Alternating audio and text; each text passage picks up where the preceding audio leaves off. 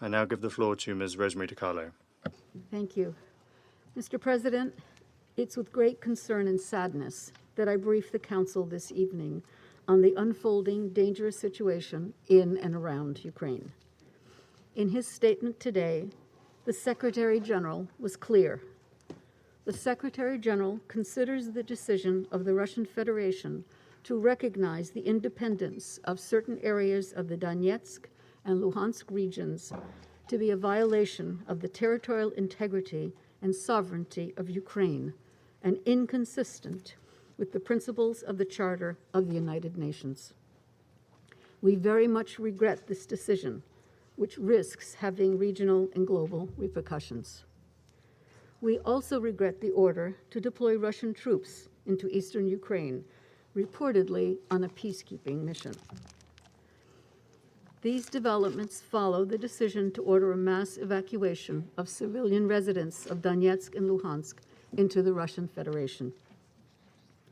We are concerned by the escalating shelling across the contact line, reportedly leading to a number of casualties. OSCE's Special Monitoring Mission has recorded a total of 3,231 ceasefire violations in the Donbas area from 18 to 20 February, 1,073 ceasefire violations, including 926 explosions in the Luhansk region, and 2,158 ceasefire violations, including 1,100 explosions in Donetsk region. We remind all involved of their responsibilities under international humanitarian law and human rights law. Although the United Nations is not in a position to verify the numerous claims and allegations made by various actors, we are deeply concerned about the reports of civilian casualties, targeting of civilian infrastructure, and ongoing evacuations. Mr. President, we are extremely concerned about the possible implications of the latest developments for the existing negotiation frameworks. Amid the current risks and uncertainty, it is even more important to pursue dialogue. Negotiation is the only way to address the existing differences among the key actors regarding regional security issues and the settlement of the conflict in eastern Ukraine in accordance with Security Council Resolution 2202. Before the current already dangerous conditions escalate further, we call on all relevant actors to focus their efforts on an immediate cessation of hostilities. Civilians and civilian infrastructure must be protected, and actions and statements that may worsen the situation must be avoided. Over the past few weeks, key actors have been engaged in intense diplomatic efforts to avert a new eruption of conflict in the heart of Europe.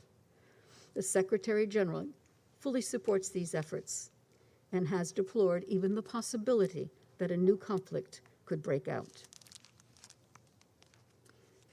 Mr. President, we are committed to our long-term partnership with Ukraine, a founding member of the United Nations, as it continues to pursue the democratic reform agenda 30 years after independence.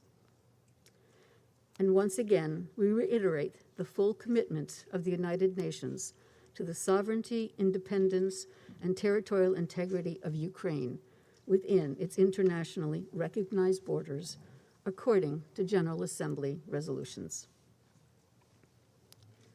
Throughout the 8 years of conflict in eastern Ukraine, the United Nations has continued to provide life-saving humanitarian support to all in need, as well as human rights-related work. During this difficult period, we are committed to stay and deliver and remain fully operational in Ukraine, including in the Donetsk and Luhansk regions.